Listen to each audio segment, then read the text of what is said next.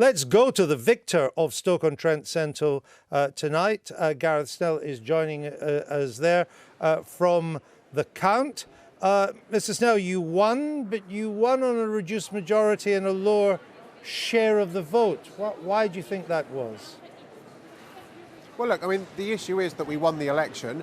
We had a hard-fought campaign that focused on the NHS and the issues that affected local people. In the end, they chose to elect a Labour Member of Parliament, and I'm very glad about that. But in a constituency like Stoke-on-Trent, which has been Labour for as long as anybody can remember, in a by-election in the middle of a Conservative government, would you not have been expected to increase your majority and your share of the vote?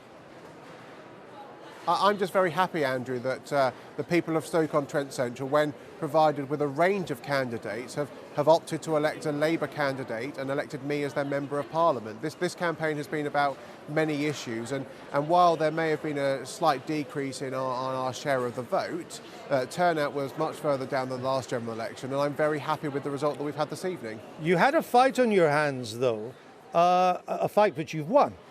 And probably won a bit better than some may have thought you did. But it was a fight nevertheless, and there were concerns in the Labour Party. Do you accept that in what you might regard as more normal times for the Labour Party, your victory would not have been in doubt?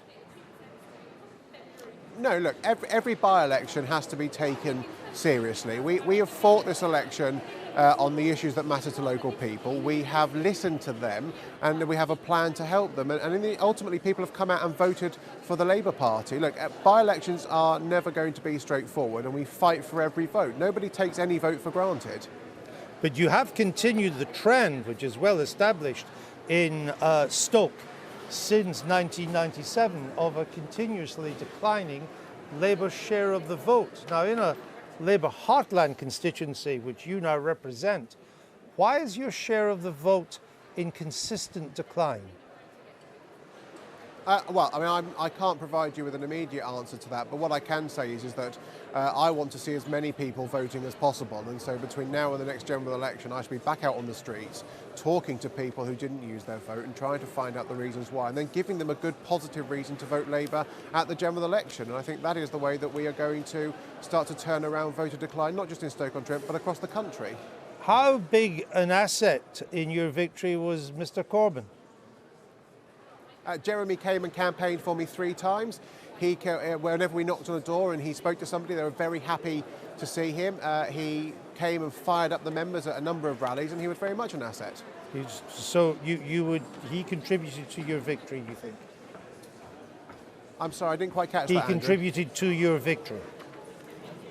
Absolutely. Look, this was a victory for the whole Labour Party and the Labour movement. Jeremy was the leader of our party and has come to Stoke-on-Trent 3 times, and the victory will be shared by everybody. Where would you position yourself in the Labour Party? I am a member of the Labour Party, and I'm now a member of the Parliamentary Labour Party, and that is what I will be concentrating on. No, but within the spectrum of the Labour Party, where would you position yourself?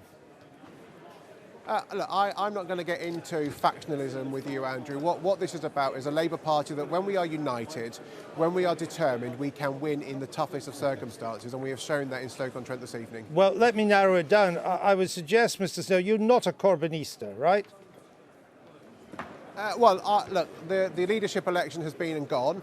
The purpose of the Labour Party now is to unite and take the fight to the Tory party, and that is exactly what I will be doing from Parliament as the Member of Parliament for Stoke-on-Trent Central. Now that you're an MP, are you going to continue tweeting? I shall be taking some guidance on the matter, but certainly I think social media is a very good way of engaging with the public.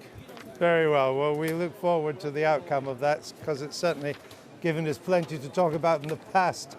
Mr. Snell, we'll let you go. It's been a long time for you and a long campaign, and we thank you for joining us straight off of your victory speech. Gareth Snell, thank you very much, new Andrew. Labour MP for Stoke-on-Trent Central.